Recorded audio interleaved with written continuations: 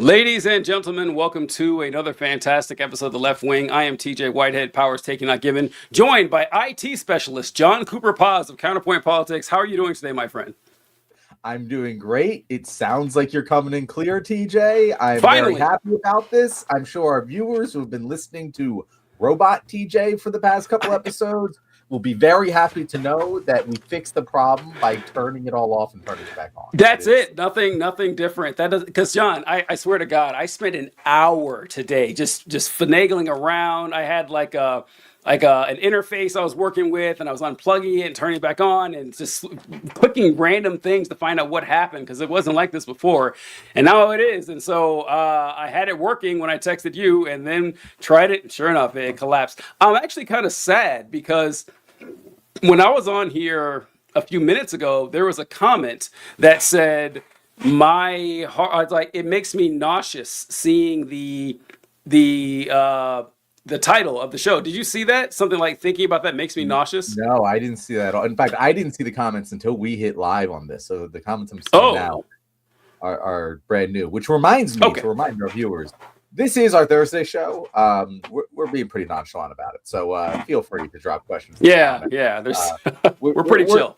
We're having some chill streams coming your way in the future here as we move through this just sludge of a Trump presidency where everything seems to be happening and nothing seems to be happening. It's a very weird state for us to be. You feel the same way? Like every time we sit here, it's like, oh, the same shit's happening. There's nothing new to talk about. But then also on a daily basis, you're just like, holy shit, so much is happening. But it's all the same. Like there's nothing that's new. It's all the same shit, just continuing down the line in a very predictable way until you get something crazy. But then that doesn't last long because then it's just predictable from there. Does that make sense? Am I properly articulating how the current moment feels? No, I had a friend of mine who posted something on Instagram. I feel like it was October or something, late last year. And he said, I don't really want to follow politics anymore. I really don't because nothing ever happens. And when something does happen, it's bad. And it's like, he's kind of right. I've been thinking that for a long time too, and a lot of it has to do with Trump's MO of saying absurd things and ridiculous things, pushing the envelope, doing things that no one ever thought to do before. It kind of reminds you that the entire framework of the United States federal government is just the system based on handshakes and back slaps and duct tape and chicken wire. Like before Trump, no one would have imagined that during a government shutdown, the White House would post on every government website, the Democrats are to blame for the shutdown. That we've had plenty of shutdowns before, but it's like, oh, if you can't get through, make sure you blame the Democrats, even though we're in charge of everything. Trump is just like, we say he's breaking the norms all the time, but it's true. But yeah, that went away and no one cares anymore. And it's hard to care about something crazy now when you know something more insane is going to happen within a couple of weeks. So I agree. Yeah, and it's weird because like if you look at like the storylines here, they're all batshit insane, right? Like if you look at just DHS in a nutshell, everything going on with DHS is a fucking Mel Brooks fucking comedy. Like Kristi Noem, he doesn't know what the fuck she's doing. Kash Patel over the FBI doesn't know what the fuck he's doing. No one seems to know what the fuck they're doing, and it's led to 3 Americans being killed thus far directly, like on the streets, and then a couple dozen people killed in ICE detention centers. And that's like we have masked federal agents marching through the streets, going door to door. And yet now it just feels kind of normal. And that sucks. And it's like, oh, business just continues. And then you look at the Pentagon and what Pete Hegseth has committed multiple war crimes. Nothing happens about it. Nothing matters. And life just continues to go on. The tariffs have caused massive, widespread economic uncertainty and crashes, and the job market is actually putrid right now. Doesn't matter, life goes on. Like all of these things, it does matter. It does affect people like severely, but also it all seems sort of predictable now. Like it's not like it's the London bombings. It's the near miss fallacy. It's enough of this crazy shit happens and you start to feel invincible to it. And it sucks, but that's how this shit happens. Like I'm describing how all of the questions we've ever had of how did the Germans just go along with it, we got the answers, TJ, and it's much less complicated than you think. Yeah, we always envisioned that the people who would be the folks who take over the world, like the evil supervillains, were also super geniuses. We made a huge miscalculation here, and that we didn't realize that, oh yeah, there's actually a lot more dumb people than smart ones. So the dumb ones get in charge, and look, especially when you have someone like Donald Trump who values loyalty more than anything else, where we talk about his cabinet, how you have this island of misfit toys ass group of people trying to run the federal government. And look, this is what you get. This is exactly what you get. So it's not that shocking. One of which is Robert F. Kennedy Jr., which, Jesus Christ, this guy. I don't know if you saw, when you mentioned how ridiculous everything is, I don't know if you saw this commercial. I don't know if a commercial is the right word, but Robert F. Kennedy Jr. shared this on his Twitter, and I wanted to highlight this. So I don't know if you saw this, but it says, order yours today. And it's like for action figures. And I wanted to get your opinion on this, John, if you hadn't seen it. Introducing the Secretary Kennedy action figure. With chronic disease running rampant, President Trump is sending one man. Robert F. Kennedy Jr. Watch out! Red 40 is in your kid's lunch. Quick, increase your strength with real whole milk. Wow, it's full of protein and healthy fats. And ban Red 40 to the trash. Take that. Oh no, a peregrine falcon is stuck in the river. Quick, swap into your denim jeans and jump in. Wow, waterproof jeans. Oh no, the food pyramid puts Fruit Loops at the top. My message is clear: eat real food. Flip the pyramid to put the real food we need on top. Bring home the full Maha playset today with limited edition Iron Mike Tyson. Eat real food or else. Accessories sold separately. Battery, get active and eat real food. That is an official release from the Department of Health and Human Services. And so, two questions for you, John. One, had you seen that? And two, what are your thoughts either way? So I had not seen that, but I don't know. I kind of my thoughts are positive about this, TJ, and not necessarily positive. And I support anything the Maha movement's about because they're a bunch of fucking idiots. But it was well produced, unlike the Kid Rock video. Like, I'm just thinking of the Kid Rock workout video, yes, and how absolutely garbage that was. It was almost like they were trying to make it awful on purpose, but it just came across as unintentionally awful. This one kind of like it flowed. It had good visuals. It was kind of funny when his voice came out of the fucking action figure. That was really funny. That was legitimately, it made me, I don't know if it actually physically made me smile, but I smiled on the inside. It was well done. And I think it actually really sums up the entire ethos of this administration in that these people, Robert F. Kennedy Jr., Kristi Noem, Kash Patel, all these people, they aren't there to do their jobs, guys. They are brands. They are brands that are running these departments. That is what they are. And this literally turning him into a children's toy that is reminiscent of toy commercials from when we were all in elementary and middle school, like that is exactly the brand that Donald Trump's administration is going for, and high level of execution on that brand. Like, do I think that that's what our government should be? No, of course not. But if it's going to be that, this is a really great like epitome of what that is. Yeah, we mention all the time that people in power now are more interested in being social media influencers than they are with being politicians. And so that fits right into that vein. I did appreciate a couple things. One is how he went directly with the, hey, why do you wear jeans in the water all the time? And made it into a joke. That's the best way to do it. Like, not to be defensive or weird about it, but say, oh yeah, even my action figure has waterproof jeans. We're going to make it into a joke. I did have a question about the Fruit Loops thing. He said that Fruit Loops were on the top of the pyramid. We need to put real food that we need on top of the pyramid. Isn't the top of the pyramid the stuff you need the least? Yeah, right? yeah, it is. Yeah, no, that's also very funny. Like that's extremely funny. I didn't even pick up on that, but you're right.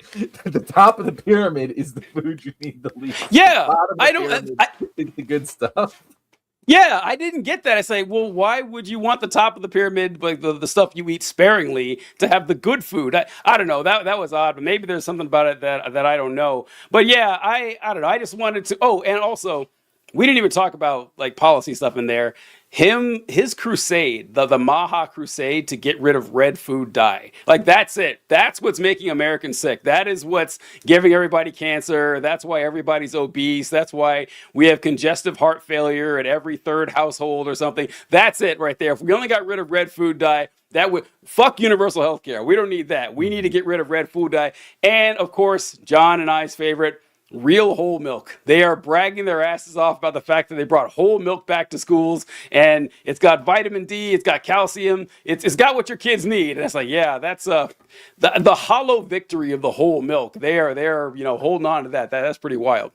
I saw Colby while we were late. Colby says $5 says they're kissing each other, and that's why the stream is starting late. We were not kissing each other, but that was funny. That was funny, and I have to admit that was pretty funny. That would be impressive if we were, and then I ran back to Pennsylvania to that's why. Yeah. John and I are separated by like 1,500 miles. I don't think that there's any chance that any kissing is going on. Right? We've literally only met each other once. But yeah, what else do we have here? I saw another one. Oh, John, you starred this.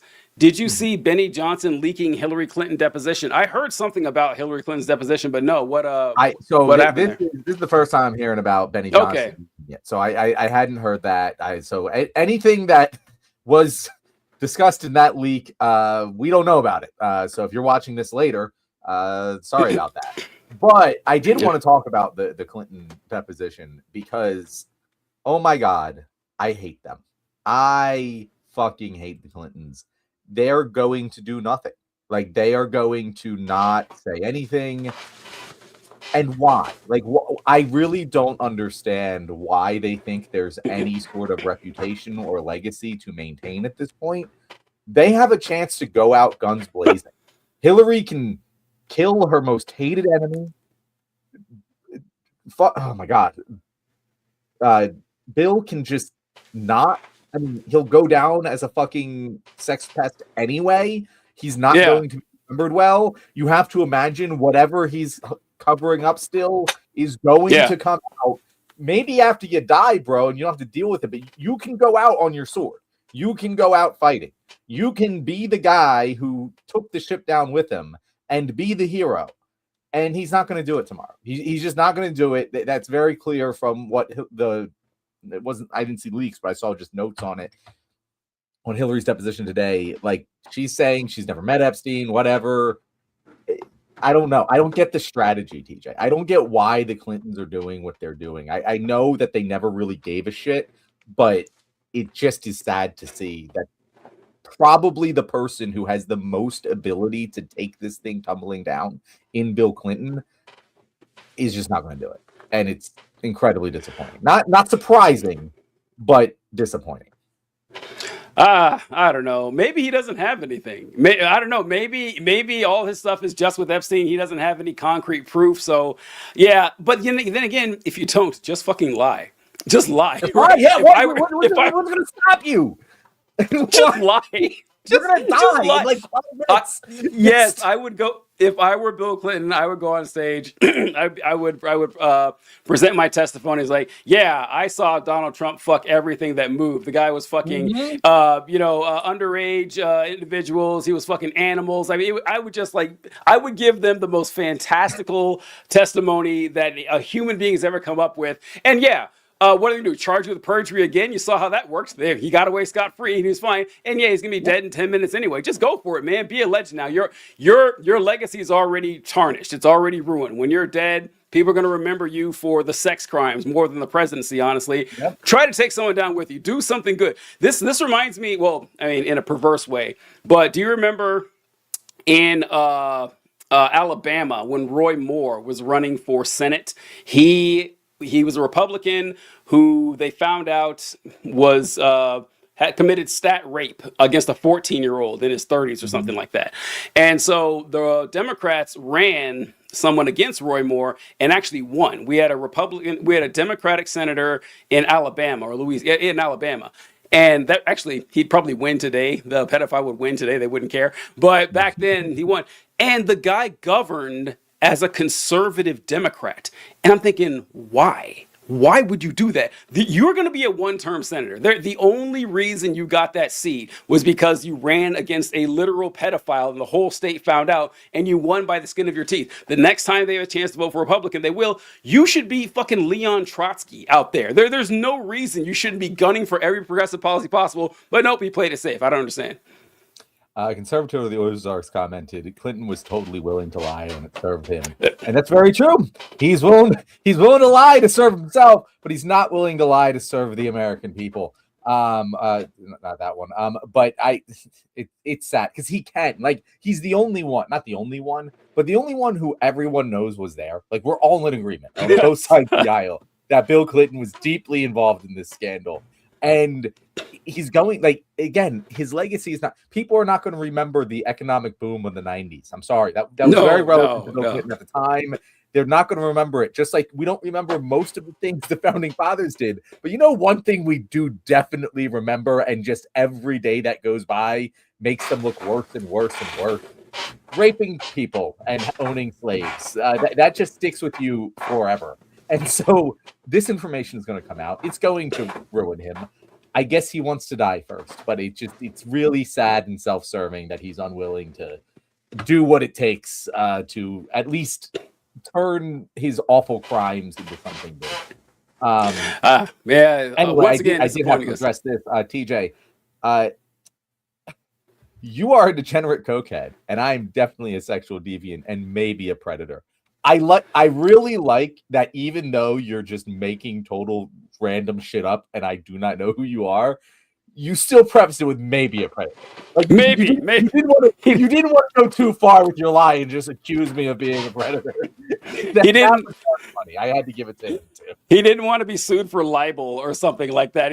But listen, if you said that like TJ is a coke addict and John is a deviant and a predator, 2 out of 3. You got 2 out of 3, I think. I think 2 out of 3 right there. I won't say which ones, but we'll just go with the 2 out. And this is a funny comment from Conservative of the Ozarks. Colby mentioned that we were kissing, and John and I denied it. And she said they may have been kissing someone, though. All right, fair enough. That is a fair point. Can't deny that. And Colby, this is a sacrilege. If TJ can turn to his left and John to his right and lean over, they can kiss between camera frames. Colby, you've been banned from the show. No more of this. Colby has gone too far. This is outrageous. We're gonna like wake up one day. We're gonna see like there's gonna be a fan fiction of us online. Oh, gross. Written by Colby. And by the way, you got your side swapped there. I have to turn my left to face TJ.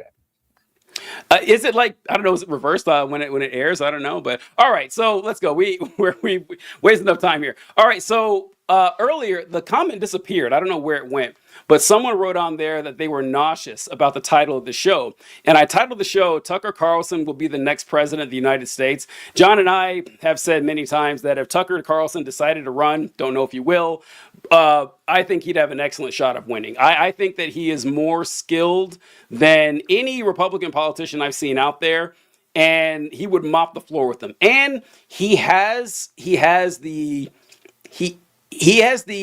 intelligence, which is really scary in a fascist like Tucker Carlson, to actually know how to work the media and know how to present his message and come up. He kind of like in a Charlie Kirk style, but better than Charlie Kirk. He's better than Charlie Kirk in being accepted by your average random person who is okay with the racism, the way it's framed by Tucker Carlson. And I wanted to ask John, did you ever get around to watching any of the clips between him and Mike Huckabee? No, it's very funny because you totally told me to do that, and I was going to, and you canceled the show, and I was like, oh, okay, I'll put that off, and then I totally forgot about it. And then I like logged on to StreamYards like half an hour before this show, and I saw what the title was, and I was like, shit, I don't have time to watch them. So you're gonna be getting right.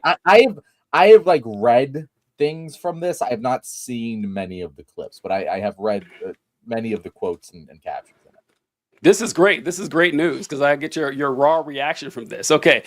So a few days ago, Tucker Carlson sat down with former governor of Arkansas and current U.S. ambassador to Israel, Mike Huckabee. Mike Huckabee was kind of the forerunner of the solid religious conservatives that permeate the Republican Party these days. You had a lot of people like that. You had your Rick Santorums, people like that.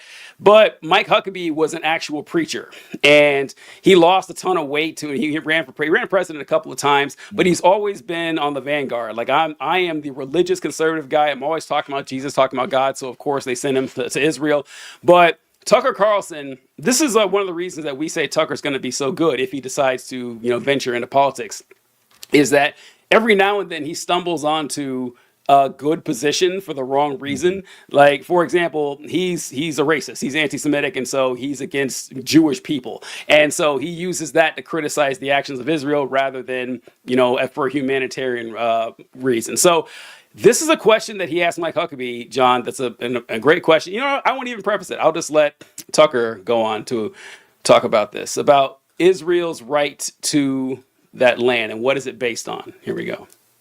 You've appealed to Genesis. Genesis 15 says it's Abram, pre-Abraham, it's Abram, receives from God the news that his descendants will inherit the land. And you tell me as the theologian if I'm getting this wrong, but from the Euphrates to the Nile. I think that's right. And that would include basically the entire Middle East. That would be the Levant. So that would be Israel, Jordan, Syria, Lebanon. It would also be big parts of Saudi Arabia and Iraq. It would be, I'm not sure it would go that far. It would be a big piece of land, but here's the point. It would be a lot of places that are now countries. But this particular area that we're talking about now, Israel, is a land that God gave through Abraham to a people that he chose. It was a people, a place, and a purpose. We can look at it that way. Christian Zionism, I want to go back because that's where we started. I'm not going to let you off on this because you have said it 3 times that God gave this land to this people. And so it is entirely fair for me with respect to ask, what land are you talking about? Because I just read Genesis 15, as I have many times. Mm-hmm. And that land, I think it says, from the Nile to the Euphrates, which is, once again, basically the entire Middle East. So God gave that land to his people, the Jews, or he didn't. You're saying he did. What does that mean? Does Israel have the right to that land? Because you're appealing to Genesis. Yeah. You're saying that's the original deed. It would be fine if they took it all. All right, John. Your thoughts. Were you surprised by Mike Huckabee's statement? Because that's a great question. It is a great question. I will pull up a map in a little bit for the geographically challenged on exactly what the Nile to the Euphrates looks like, but it's a lot bigger than what Israel has right now. What were your thoughts on that, John? It covers parts of Africa, DJ. Yes. It's a great example Here it of is. What makes Tucker, it's massive. For those of you wondering, the yellow part right there is what currently constitutes Israel. Well, no, the yellow part and a little below. I don't know why that's not there, but that constitutes the state of Israel as we know it. And from the Nile River over there in the west in Egypt and Africa, as John said, past the Sinai Peninsula, all the way deep into Iraq, the northern part of Saudi Arabia, and most of Syria. That is what the book of Genesis, the Bible says that God gave to his people. So if you're going to use Genesis 15 as a rationalization and say, this land belongs to them, that is what you're fighting for. And Mike Huckabee doesn't back down. He says, I'm fine if they take over it all. Sorry, John. No, it's a massive fucking flub from Mike Huckabee. He should know better. And Mike Huckabee is not the sharpest tool in the shed. He's kind of a zealot. He says a lot of things that he shouldn't.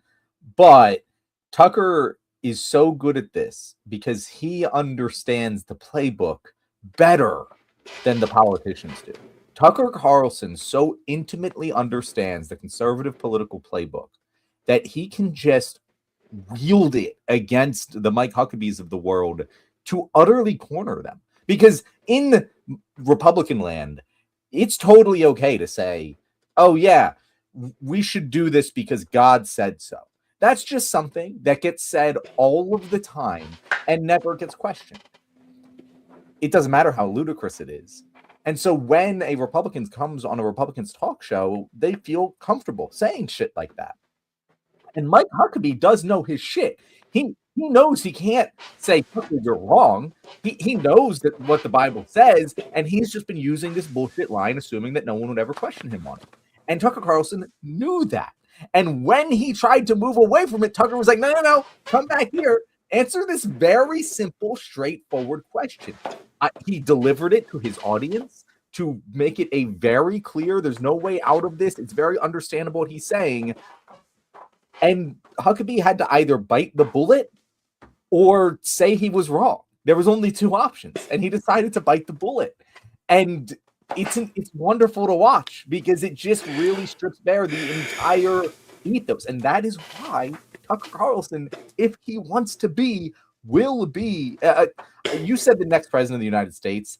I really am not. I do not think the next president of the United States would be a Republican, given standard electoral principles here. But like, if it is a Republican and Tucker Carlson wants it to be him, it's going to be Tucker Carlson. Like, I just can't.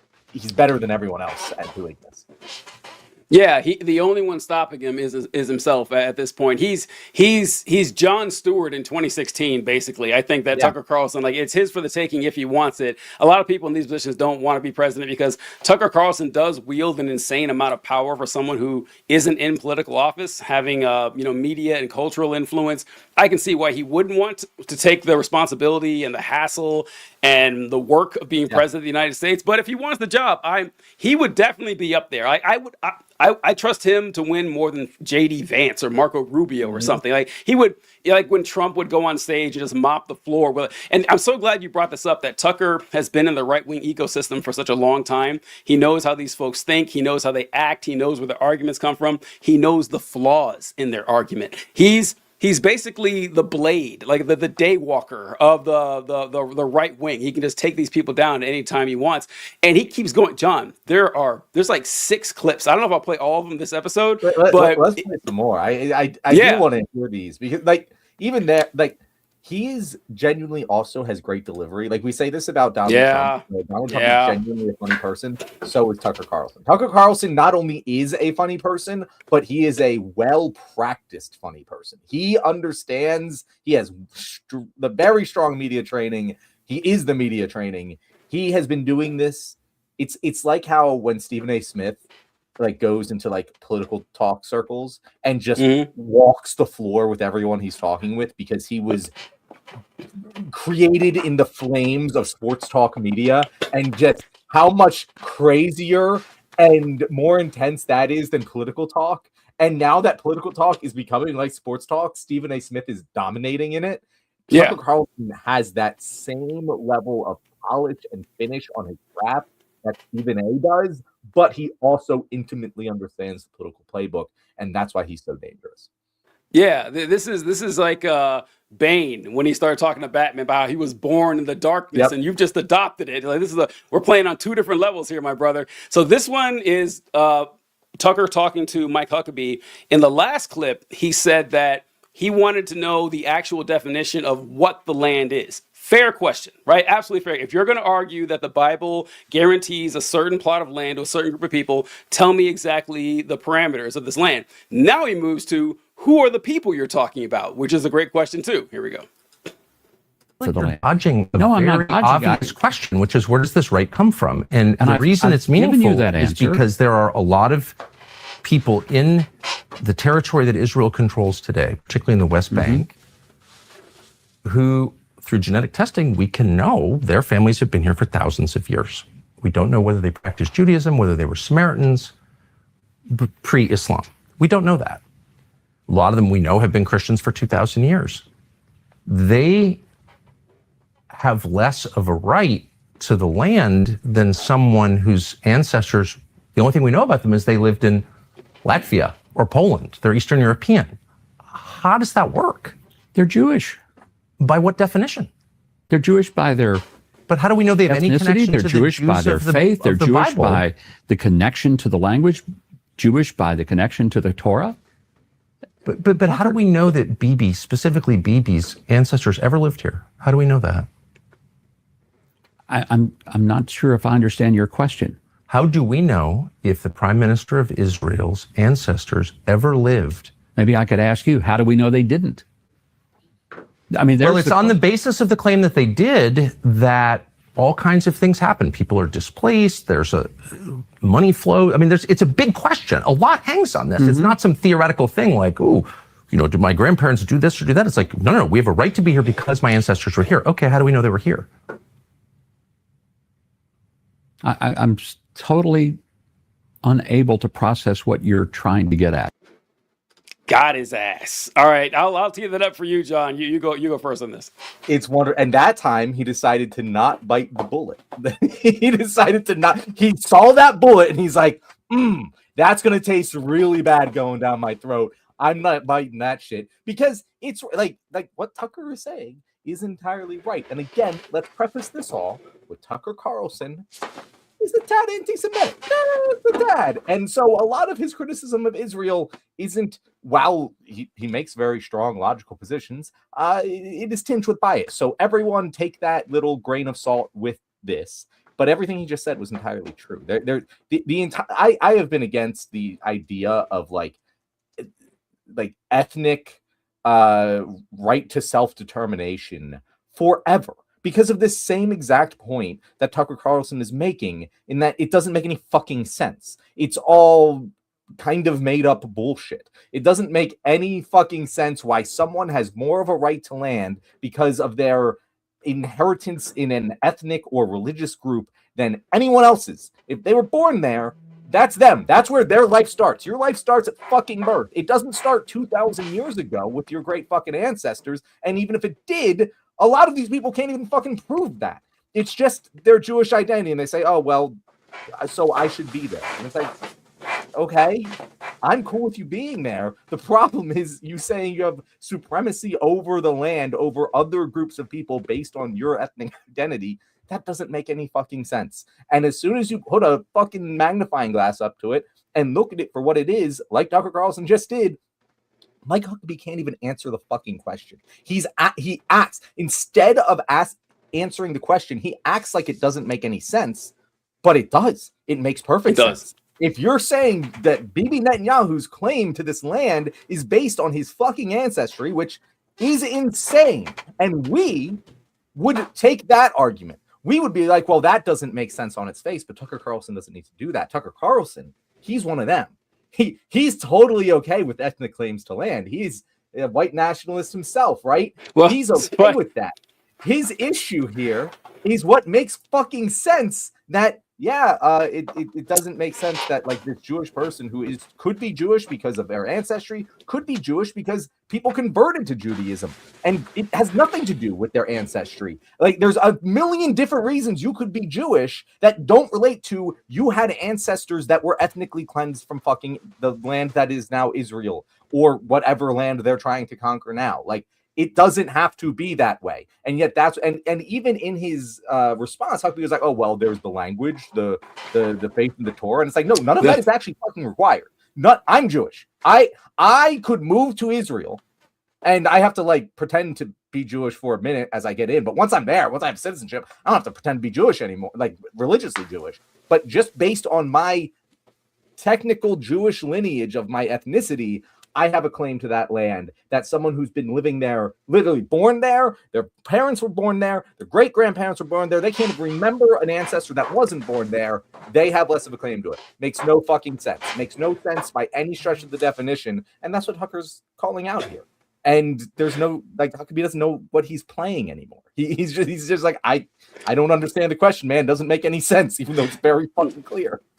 It is pretty clear, and it's not a difficult question. It's very simple. He's just asking you to abide by the same logic you're asking everyone else to abide by. And like the whole idea that someone commented, I can't remember where it was, but someone mentioned that the Hebrew language originated in that area, so people who speak that language have the right to that area. John, you already pointed out a flaw in this, that, well, does this only apply to people who speak? And by the way, this Hebrew, like current Hebrew, is not the same as ancient Hebrew. It's it's different language, dialect, I guess. But does that apply for everybody? I hate the language. That any language argument, like language-based ancestry argument, makes no fucking sense, because the English we speak is not the same English that fucking 100 years ago people spoke. Is not the same English that fucking 200 years ago people spoke. Certainly isn't the same fucking English that people spoke 600, 800, 1,000 years ago. Totally different languages, not the same thing at all. And yet people use that as a reason of like fucking heritage. That is, yeah. No, that is funny. verifiably This is this is like not going to be surprising. One of my big hobby horses with etymology and everything. You can go back about 600 or 700 years max in English before you can't understand any of it. If you read, I think Geoffrey Chaucer wrote the Canterbury Tales in the 1300s. Someone check me, maybe it was 1400s. But if you read the Canterbury Tales as Geoffrey Chaucer wrote it, you could understand about half of it. Like it's really weird. But now you go back 1,000 years, you go back to the formation of the British government. The English crown, like in Alfred the Great in the 800s, it looks like German. It is indecipherable. Yep. You can't tell what it is. So, like, when does it start and when does it end? Also, let's say it was. Let's say that English was the language. It hasn't changed at all in 1,200 years.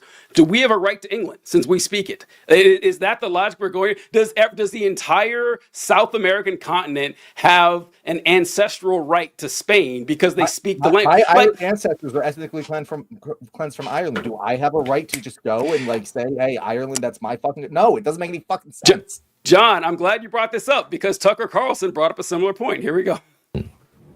In Ireland, which is also a country with a nation of people, a race, if you will, that is being replaced. Who are they being replaced by? Immigrants. Okay. From other places. I just wanted to clarify because I was one of the... Well, just as a demographic matter, it's just like you can look at the numbers. It's not controversial. Just look at the numbers. There'll be a minority in their country. And their people have been there longer than Jews have been in Israel. Yeah. And so they're having this debate too. That's all I'm saying. And lots of places are having this debate. Sure. So does that principle apply to everyone, or is it specific just to Israel? I think it applies specifically to Israel. Okay, of course. Now, I don't know what point in the interview this is, but it does seem Huckabee's just kind of giving up. It's like, I'm going with the special pleading argument. I'm going because you kind of have to, and that is the honest way to look at this. Because look, if you want to say that people, ancestral lands from thousands of years ago, and there's a gap. It's not like there's been a continuation of this nation state. Like I think the ancient state of Israel, I think it collapsed in 586 BC. I think that's when the southern kingdom fell. But it's not like it's been the same entire time. You have to apply this to everyone. You have to apply this to literally everyone. Give me a good reason the Native Americans should not own the United States of America. Give me one, because that's a much more recent claim. It's within the last 300 or 400 years that the land of the United States, the 50 states, were controlled by Native American populations. Why don't they have that? If the UN came out and said, okay, we're gonna break up the United States, we're gonna have it all these sections ruled by the Seminoles, the Iroquois, the Cherokee. You think Americans who support the genocide in Israel would go for this? Of course not, because it's a ridiculous claim that requires on special pleading. And it's really upsetting. I don't know. It's might equals right. Like that like all the way down to its core here, it's might equals right in that the Israel is able to do it because they can. That's basically the entire argument, that Israel is able to do it because, and they'll say, oh, well, Jews have never been safe anywhere. And it's like, there are a lot. First of all, I really hate that argument too, because Jews are not one people. The Jews have been safe here in America. You know, the anti-Semitism exists. It's a thing that affects Jewish people 100%, but there's never been any sort of mass casualty event for Jewish people here in America for our entire country's history of existence. Always been safe here, despite rampant anti-Semitism. So the argument that we need Israel to exist to keep Jewish people safe just doesn't make any fucking sense at all whatsoever. And there's plenty, like the Native American people, ever since Europeans got here, have been genocided constantly. There has not been a single moment that the Native American people have been in contact with people from anywhere else in the world and have not been victims of genocide. Constantly, the entire time. We are currently occupying territories such as Puerto Rico, of where people who have Native American heritage, many people have Native American heritage and slave heritage, by the way, because that's what fucking happened that the Europeans did. We just don't give them equal rights because of where they're born in Puerto Rico. There's so many people, groups of people that you can make these claims about, that the only way you can justify Israel belonging to the Jewish people is, it's just we can do it because we're giving them the fucking weapons to stake their claim and hold it. It's really the only difference between them and the Native Americans. The Native Americans had Israel's military resources. They could make the same fucking argument. Yeah, it's if you look to the history of this, because like what John mentioned about the postulation that Israel, and look, I don't go on record saying that I don't think Israel should exist. I don't say that. I wouldn't go that far. I think that Israel has a right to exist as a state of equal rights for all people within the bounds of their country. That makes sense to me. That there should be a secular democracy with equal rights for all. And people on the other side say, no, it shouldn't actually. That can't work. So, okay, well, then we have a disagreement on what this place should look like or what any country should look like. And of course, the argument that comes back is, well, why don't you have a problem with the existence of Muslim states? I do. Okay. This is not a trick question. It's not going to work on us, right? That if the reason that people criticize Israel more than say Saudi Arabia is because if I come out and say Saudi Arabia is corrupt, Saudi Arabia is doing human rights violations, Saudi Arabia is invading foreign governments and taking over the sovereignty of other people, I'm not going to hear a fucking peep. I won't hear a word. No one's going to be there. How dare you criticize Saudi Arabia? You must hate Muslim people. No. But when I say about Israel, it immediately, you must be anti-Semitic, and that's bullshit. Israel is not exempt from criticism. And the point I was getting to is when John said Israel, the argument that Israel offers safe harbor for Jewish people in the world, because no denying it whatsoever. Historically, Jewish people have been persecuted all over the place. It happens. It's not a rare occurrence. So I got that. And I do understand immediately after World War II, where people said, we need to find a safe place for Jewish people to protect them from this happening again. Also a little suspicious that the Europeans wanted so badly to get the Jewish people out of there. Little suspicious if you ask me. It was explicitly stated by many of the leaders of Zionism that were not Jewish that, hey, this is a great way to get the Jews out of our country. Like this is not speculation. This is written record. You can go back and look at the guys. Like this is the case. And what a lot of people may not know is that when the early participants of the Zionist project were trying to set up a homeland for Jewish people, Israel was not the only. They also considered, I think, Argentina and Ghana. I think it was Ghana and Argentina were two places that were on the list too. And they settled on Israel for the historical reason, whatever. But it could have been somewhere else, and I guarantee the arguments would have been the same. It wouldn't have mattered. It wouldn't have mattered if it was an actual different location. They still would have run with it. But this has been going on for a long time.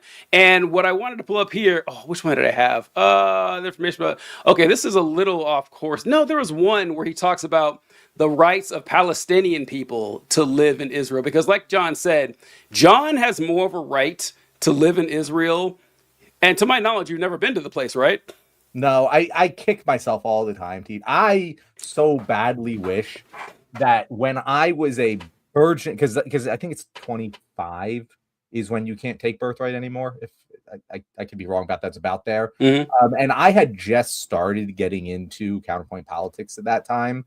If I had really had the platform I do now, and I had the opportunity to take birthright the birthright trip, I would have done it in a heartbeat. That would have been so amazing. That would have been creme de la creme. I'm surprised more people don't do it, to be honest. Like, I don't know why that is. I don't know if they prevent people from doing it. I really don't know what the case is because I never really strongly looked into it, mostly because I'm not a big travel guy. But yeah, I don't know why more Jewish, like there's a lot of Jewish left-wing pro-Palestinian content creators. I don't know why they don't take birthright and just fucking make a shitload of content over it. Yeah, I don't know. It's a personal story, but years ago, a friend of mine went on a birthright trip to Israel, and when she told me she was going, this is a long time ago. This is like more than 10 years ago.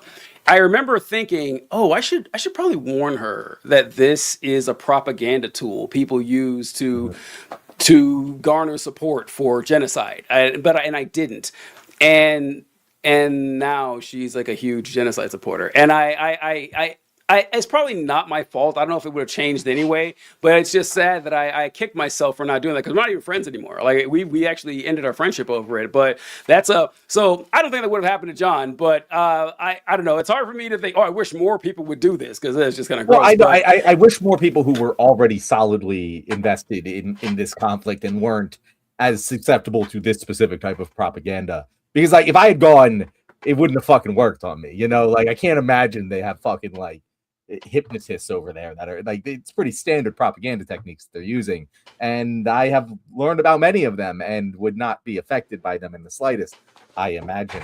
But yeah, one quick note here before we move on. I just had to call out Colby said Argentina got its own European refugees after World War II. Ooh. Great comment there. Great comment. If you know, you know. Excellent job, Colby.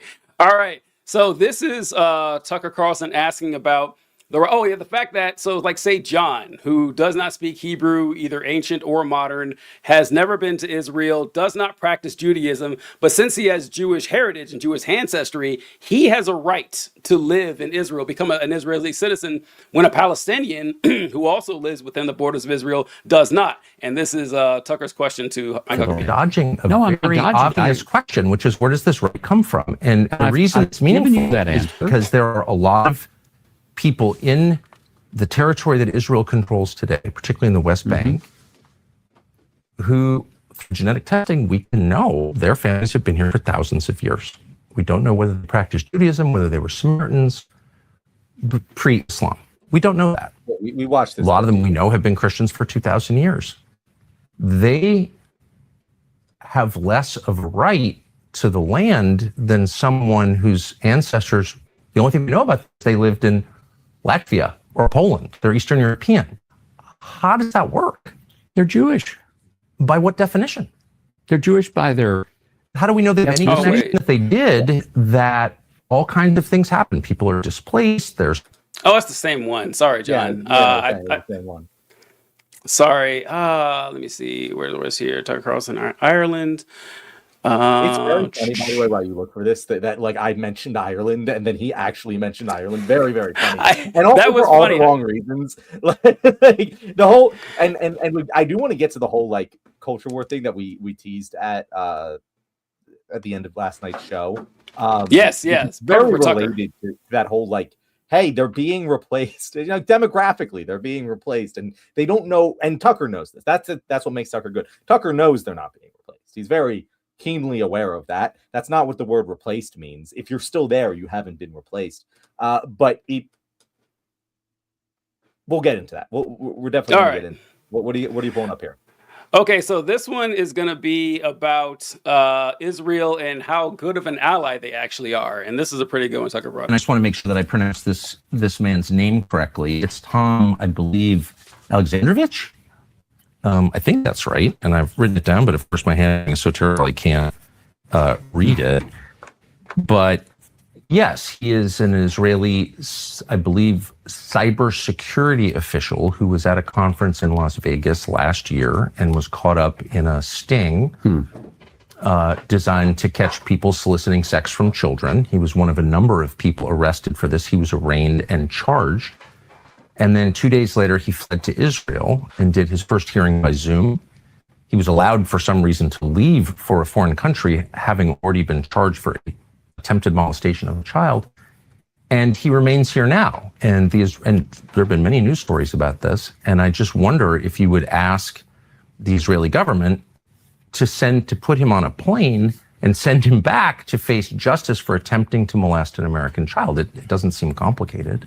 No, I wouldn't mind doing that, but I want to find out if the Justice Department in the U.S. has already sought to extradite him. Is there anything in process? I don't know. Why wouldn't they seek to extradite him? I have no idea. That's a question for the Justice Department. I have many questions for the Justice Department, like why are millions of Epstein files still classified? What do you think that is? I have no idea. I haven't kept up with that.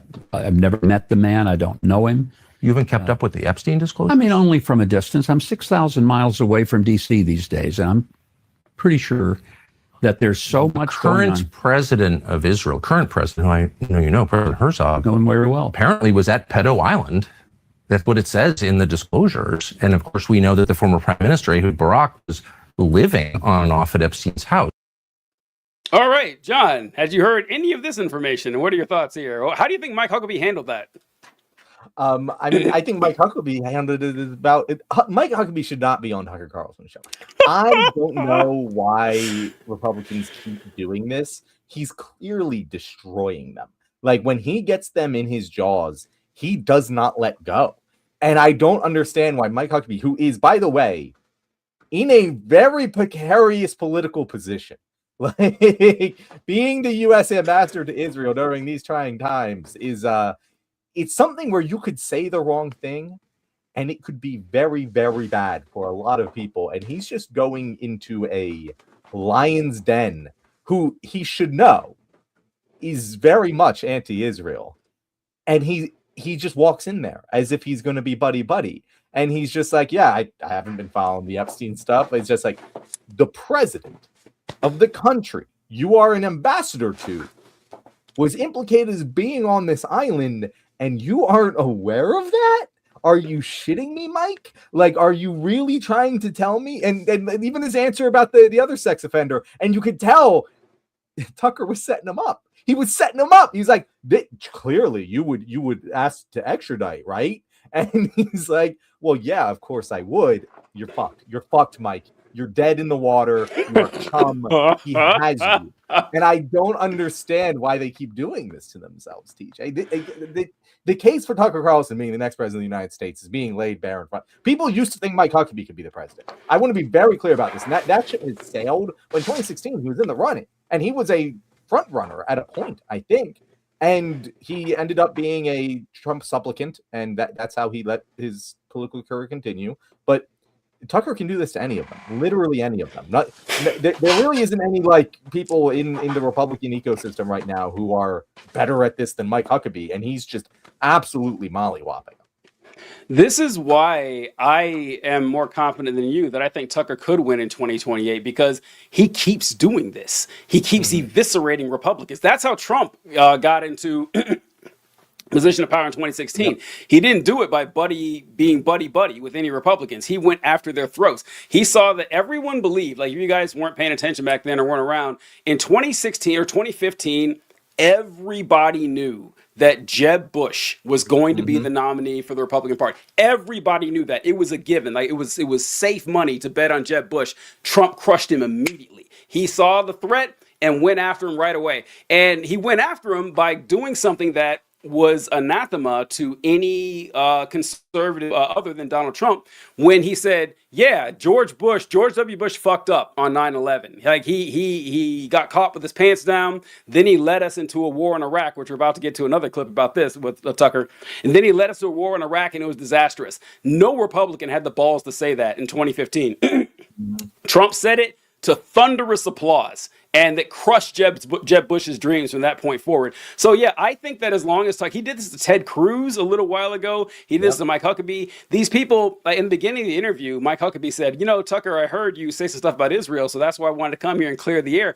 Huckabee thought he was going in for a friendly interview. He thought there's some mild disagreements, but I'm going to set him straight. And afterward, Mike Huckabee's Twitter page is just full of insults to Tucker. Like, he's like personally offended by it. Tucker Carlson, it seems like he's playing a long game here. Like, I don't know why.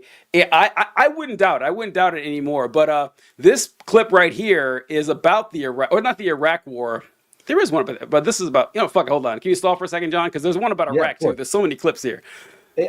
And this is specifically why I don't know if Tucker is like, I'm running for president. But the clock is ticking on him making that decision, because I don't think this window stays open long. Like, and maybe he's looking at 2028 and going, oh, the Democrats are going to absolutely clean house. But I think, like, if I'm Tucker Carlson, I'm sitting here and I'm looking at the tea leaves right now. A failed presidential bid in this climate, if done the right way, could make you a power broker within the party to a greater extent than you are. Because we've already seen that Tucker got sidelined, completely sidelined. And he has been able to maintain relevance for himself through his own perseverance. Like, there has not been a systemic reason why Tucker Carlson is still relevant. It's just because he's good at what he does. And he's built his platform back up from the ground up. and proven, hey, it wasn't Fox News, it was me. And I was wrong about that. I thought he'd be relevant. Me too. And Me he too. has made a platform for himself. He might feel like he needs to keep building that, but fuck, the iron is hot, bro. And there's no one who would oppose him. He would crush. He would absolutely crush, because all of the Republicans who are going to be upset at Trump is about to get his dick handed to him in the midterms. There's going to be a lot of Republicans that are very mad at the Trump administration and the MAGA movement in general. And they're not going to go back to the fucking old school Republicans that also got their dicks handed to them. They're going to be looking for something new. And Tucker Carlson is positioned in this perfect spot of, he's going to attract the racists. He's really good at it. He always has been. The more moderate old school conservatives are going to be like, oh, Tucker, he's been around forever. He was here back in the good old days. We can support him too. And he's going to eviscerate everyone whenever they put a camera in front of their faces. So I don't know. Like, the only reason he wouldn't do it is if he just genuinely doesn't want to be president. Like, that's the only reason why he wouldn't do it. Because if he wants to, he has a very serious chance of winning, because I just, in any head-to-head matchup, I don't see him losing. If you don't think Tucker Carlson wins, someone say, who do you think would beat Tucker Carlson in a debate in the Republican Party? I'd love to hear the answer on this. I want to put a shout out here. I want to say, it's not just a debate. He wins on everything. He wins every on metric. Social media. He wins in the normal media. He wins in a debate. He wins in just the ability to attract headlines and gain attention for himself. He's better at all of the things required to win the presidency of the United States, except having the political engine behind him. But Donald Trump proved that, at least in the Republican Party, you definitely do not need that at all. It can be helpful for sure, but the last three Republican nominees have not had the engine behind them. It's all been Donald Trump. But like, I don't see any reason why you can't look at 2028 and be like, yeah, it's going to be the same thing. There is no engine anymore. The engine is Trump, and the engine's about to come out of the car, and it's got to be replaced with something. That's so true about the fact that the engine isn't behind Donald Trump and never really has been, not enthusiastically at least. That if you look at the beginning of Trump's quest to become president back in 2015, the Republican media was not behind him. Republican politicians, look up every Republican politician in 2015 and find out what they said about Trump before he became the nominee. It was all true. They said this guy's a liar, this guy's a con man, this guy's going to drag down the Republican Party, this guy doesn't represent any of our values, he's a weird creep. All of it's true. The second he was nominated, they were behind him, and the people have the Republican intelligentsia, to the extent that it exists, they've never been behind Trump either. But it doesn't matter, because the people who vote in the primaries are the ones who are flying this plane. And this shows with the Republicans who are afraid to speak out against Trump. I saw some chart from dating back to 2016 for congressmen who had a Republican congressman who had more than like a 25% or under 25%, Trump approval. There's like 4 left. There was over 100 of them that spoke out against Trump or voted against Trump, and they're gone because it's a death sentence to go against Trump. So, like, if you wonder why Republicans are so insane, and they might lose in the primary for being so insane, but if they speak out against Trump, they won't make it, or in the general because they're insane, but they speak out against Trump, they won't make it to the general. They'll fail in the primary because Trump's going to back some insane person. But this is the clip for Tucker. Here. Before we get to the clip, I want to address 2 comments. We have 2 good comments. One from Allison Gaff. Allison, thank you for being here. I don't think I've seen you comment before. Also, thank you for having a name that is very clear and legible. And also speaking in English. That's a big change for us on this show. But she said all the pro-Israel people won't vote for Tucker, and that's a good point. But I don't think Republicans really give a shit about Israel. Like, I think the people who really give a shit about Israel are Democrats.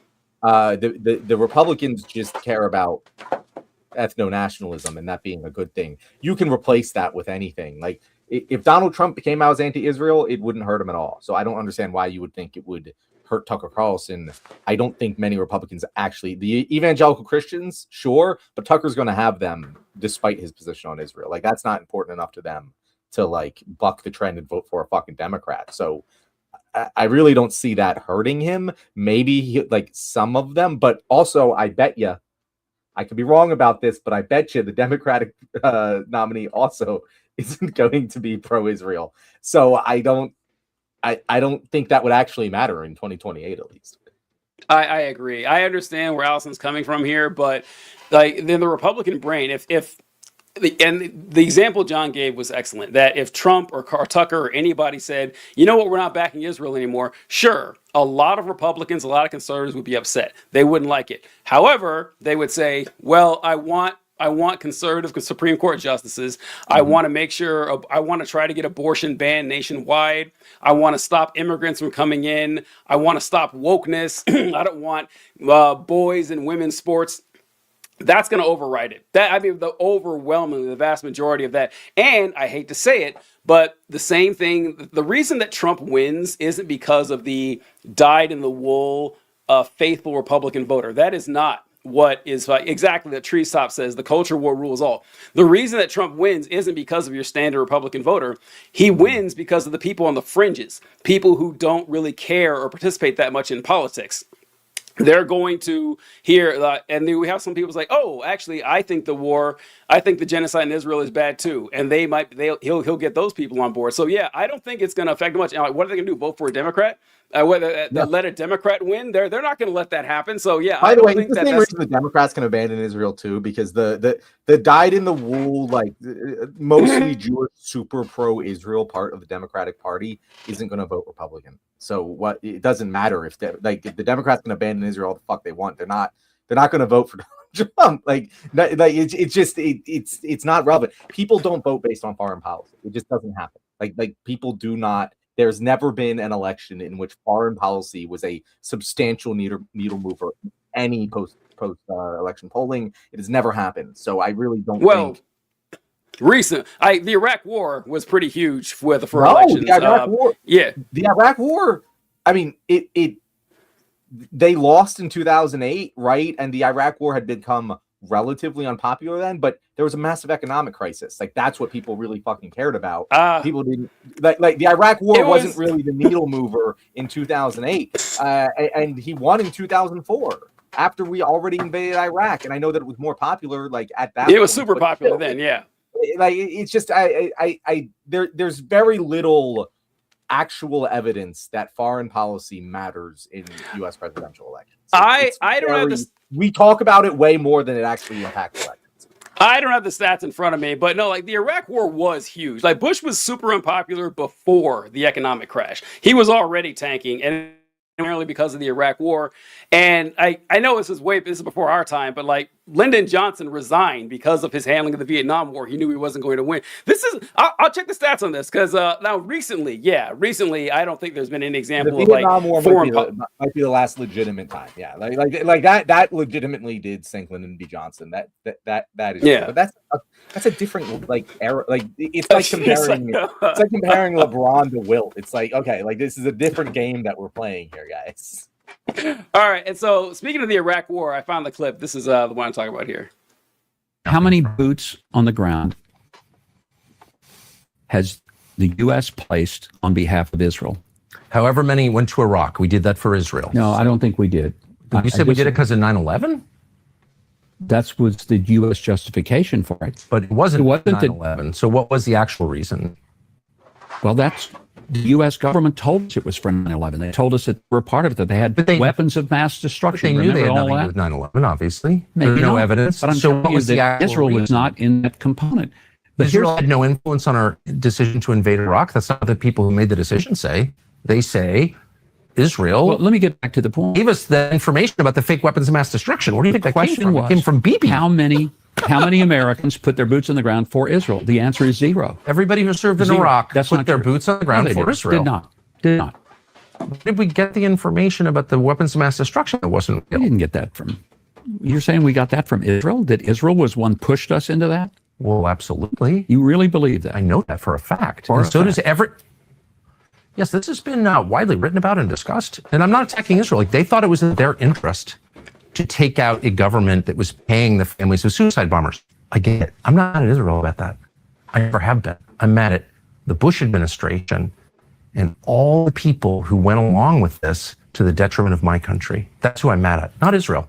Bibi's doing what he can for his country, whether you agree with him or not. I want my leaders to do the same for my country. That's it. All right, John, I'm sorry. I want to double tap this with his Iran one too to get your thoughts on both of those, because Tucker talks about the Iraq war and how he said, like, well, you know, it was Israeli intelligence, which is true. Like that, no one tried to hide that Israeli intelligence was what we were relying on to look at the weapons of mass destruction. But Tucker also asked Mike Huckabee about whether or not the United States should go to war with Iran. And let's see his statements here, or whether I would be justified based on popular opinion. Like, how much does it matter what Americans think? Well, it matters every bit what Americans think. That's why Americans vote. It's why Americans have the opportunity to have free speech. We want them to have that. Okay, so what percentage of Americans support a war with Iran? I don't know. Do you know? I do. I think it's around, I saw the numbers yesterday. I think it was like 21%. Okay. Is that enough to have a war with Iran? We don't live in a world where you have a poll taken to find out whether our policy should be a particular direction. Oh, I thought you just said that that's we direct democracy. No, we care deeply about it. But on the other hand, do we make the decisions of foreign policy and even domestic policy based on we what care the latest deeply about poll it in number what is? sense? If we're ignoring it, then in what sense do we, quote, care deeply about it? Well, I think we care deeply when we see there's a threat. No, but about Americans' opinions. So you've got 350 million Americans.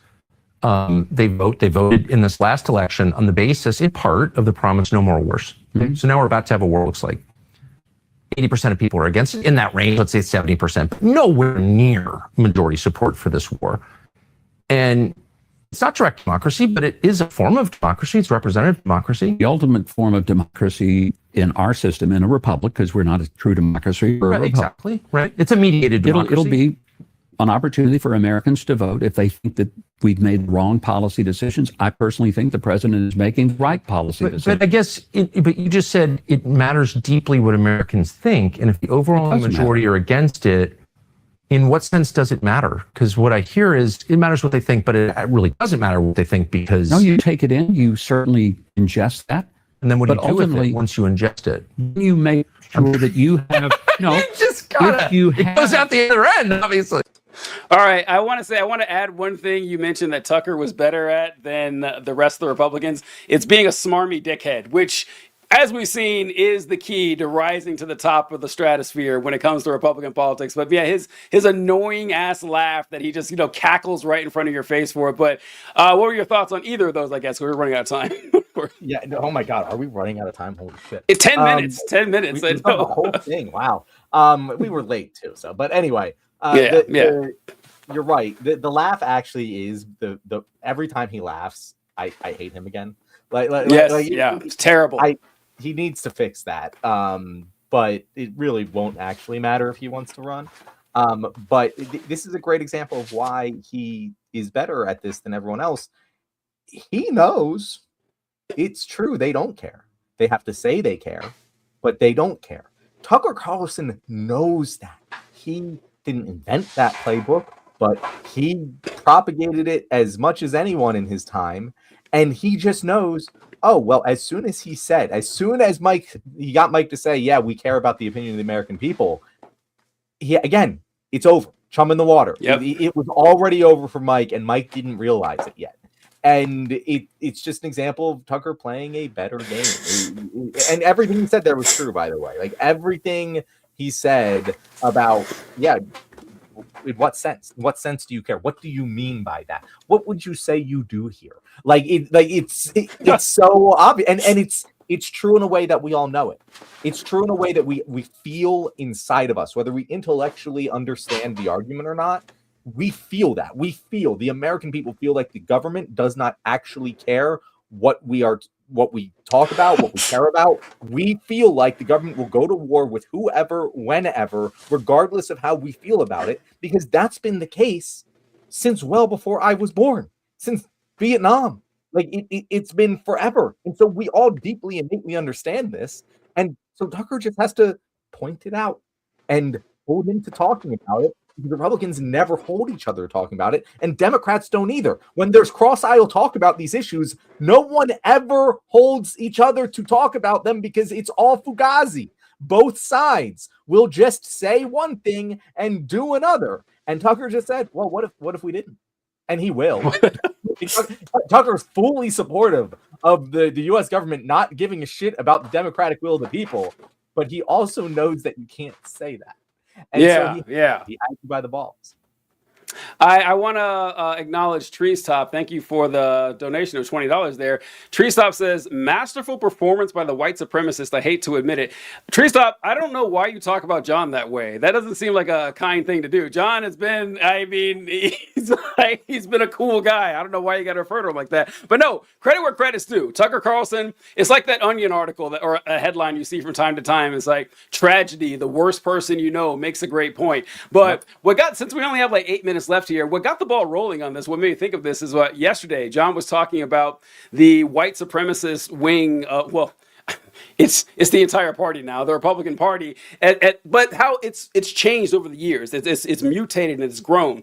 That stuff that was like blatantly racist, you couldn't really say in polite company, even amongst other Republicans. But now it's just standard. Like Nick Fuentes, like an open, proud Nazi, is a significant influence among the right wing. He is not a fringe guy that no one listens to. He controls a lot of respect and a lot of influence, and it's specifically only with right wingers and Republicans. So what do you want to mention about that, John? Because you were talking about Trump signaling out Somalians in the State of the Union address, like wild shit. So yeah, and the specific argument I wanted to discuss, and it relates to what he said about Israel, like this idea that like, hey, we can't have immigration from these countries because their culture is inferior.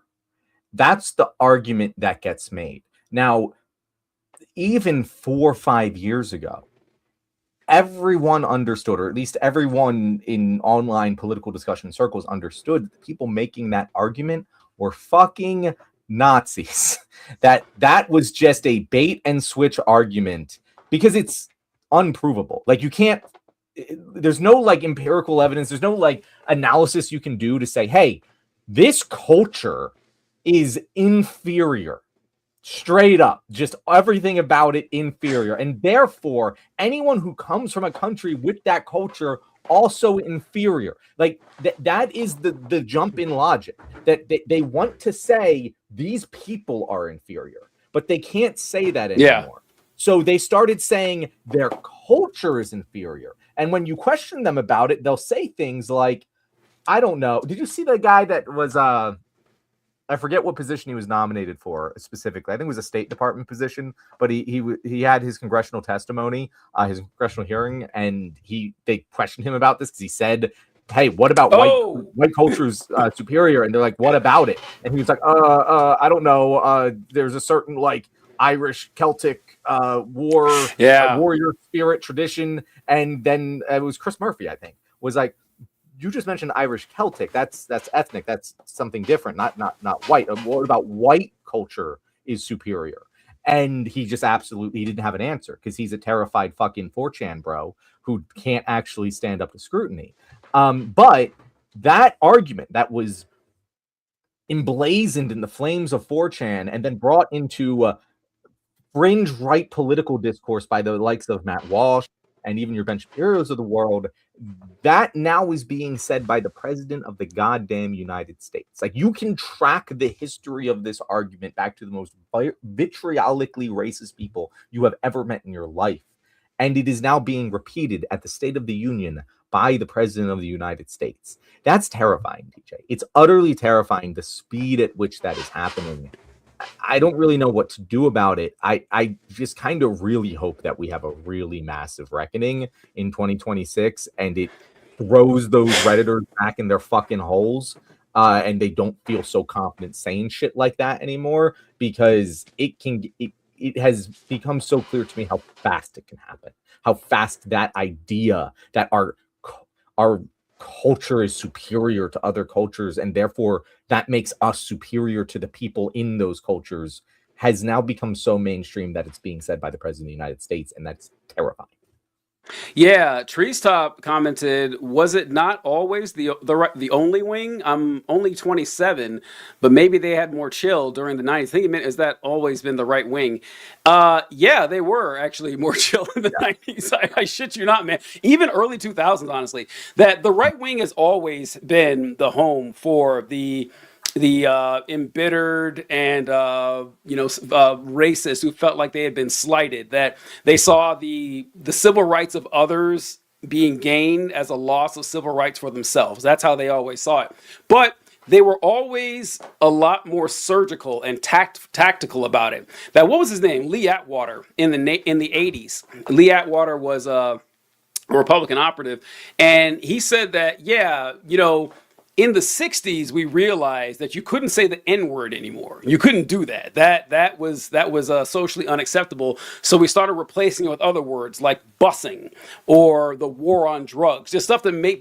Or in the 80s, it went to welfare queens. And in the 90s, when they started like gearing up against the illegal immigration thing, a lot of Republican politicians, they would never say, "We don't want Mexicans here." What they would say is, "We need to protect American jobs." That was kind of the euphemism for it. Mm-hmm. But then Trump came along and just dropped all the euphemisms. And now everyone's dropping the euphemisms. So yeah, the racism has always been there. But what John and I are saying is that it's more blatant and explicit now. They don't feel the need to hide it anymore, which is a terrible sign. That the stuff that conservatives say now, there were always fringes on the right where people saying that, well, maybe women shouldn't vote. Now every other conservative I hear says that same thing. And that is not a good sign. And the fact that someone like Tucker's head writer for his show was kicked out of Fox News. Like Fox News fired him for being too racist, was like posting all these racist posts and images and stuff on the internet. And he was hired by Charlie Kirk, by the way. But the fact that that guy wrote the #1 news program in the United States for years, that helped lead us to where we are. So I think that's what John is saying. Yeah, and Kyle says here, the idea of cultural inferiority will always be arbitrary because people will pick out traits from a hat and say, that's why my culture is better. And it also relies on a fabricated past. And I just wanted to point out that is a very true statement that Kyle just made, because if you look at our fucking culture, bro, like the culture that brought you chattel slavery, the culture that brought you segregation, the culture that brought you the invasion of Vietnam, culture that brought you the only culture to ever nuke another people is ours. It's utterly insane what people will do to twist themselves into pretzels to say that our culture is just innately superior, but it fucking works because people don't actually question it. People generally, Americans do think our culture is superior. They genuinely do think we are superior to people born in other countries, and they hate when I fucking point that out. They absolutely hate when I point out that the idea that we should not allow people to live here is against the idea that all men are created equal. They get very mad about it, but it's innately true. If you believe all men are created equal, you shouldn't be determining who gets to live here based on where they're fucking created. It doesn't make any fucking sense. And there is an underlying, it's not necessarily white supremacist. I don't know necessarily what type of supremacist, but there is American supremacist is the default political position of the average American citizen. And that's easy to exploit. Think how just calmly people say the United States is the greatest nation in the world, as if that means anything, as if that means anything at all. But you could think that, oh, my place is the best because I live here. All right, that's pretty common. But no, we genuinely believe that this nation is special. Like, we've been blessed by God, and that heaven itself granted us the Constitution, and so you can't question anything about it. That is how a lot of people live their life. It's actually shocking more people aren't like this. Like when you go up through the American supremacy is real. Yeah, I agree. That's a perfect term for it, John, because it's people, like, we're tribal by nature. I noticed this when I was in school. Like, when your teacher would divide your class up into 1 and 2 groups, and then you'd have like a quiz or whatever, and you're in group 2, you're like, Group 1's a bunch of fucking cheaters. Group 1 sucks. We immediately do it. It's why we like sports so much. We love ritualized combat, and so that helps bond people together. It makes sense. You extrapolate that to nationalism, and war gets involved. and it hacks the human system, the human brain, and leads into all sorts of bad directions. And by the way, you and I aren't saying that kind of tribalism is bad. We just were here saying, yeah, the Olympics, like fuck yeah, America go. No, hell fuck yeah. all these other countries. It's just you have to leave that shit at the door when shit gets real. Like you have to recognize that this is for fun and games, but I don't actually like care more about the American competitor than I do on like a base human level than the Iranian competitor or whoever the fuck it is. Like, yeah, I'm gonna root for my team. I'm gonna root for my laundry. But at the end of the day, yes, those two people are equal in my fucking mind, and that is not the average American. It's all fun and games. Like, sure, if we're like playing the French basketball team, I may call them some slimy fucking frogs, but I don't really mean it, okay? It's not something that and Treestop says it's becoming a truly nationalistic ideology because a lot of black and brown people subscribe to this.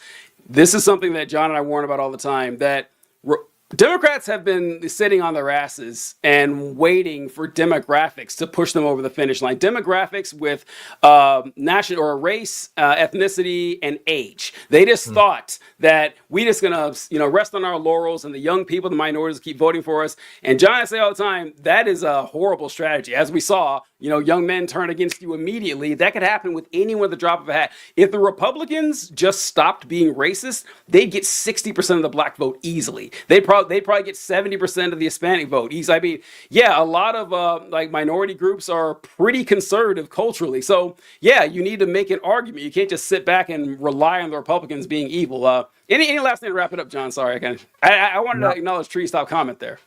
Yeah, no, it was a good comment. Treestop, thank you. You did give us $20. That was probably the biggest donation we've gotten. On the show. So congratulations, Treestop. Also wanted to say, Mark, not regular Mark, new Mark, said you are new Mark. And I just have to say that's very incorrect and very insulting. I'm a market socialist, not a communist. Market fuck out of here. All right, we appreciate it. Any last words to wrap it up here, John? No, this is a good show, TJ. This is a good show. Fantastic. Really if you fun. are watching here, like and subscribe. This week, people are watching on your channel. The Power's Not Taken, Not Given, and not the Left Wing. So weird. If you're doing that right now, make sure to both subscribe to Power's Not Taken, and then also go over to the Left Wing channel and subscribe to that. And yeah, let's just go, TJ. Thank you. That's the show. See you guys. Actually, we will not see you next week. We're taking a break next week. I will be in a foreign country, and TJ. We'll be doing something else. I'll be in, where are you going? You mind saying? I'll be in Colombia. So that'll be. Oh, all right. Good times. I will be in California. Trip.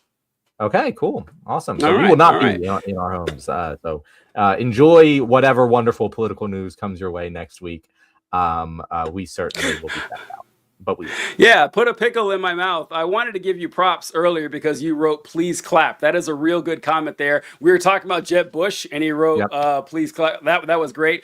And why we will be traveling to Colombia and California, and we're both traveling to bang your mom. All right, we will catch you guys later. Have a good one.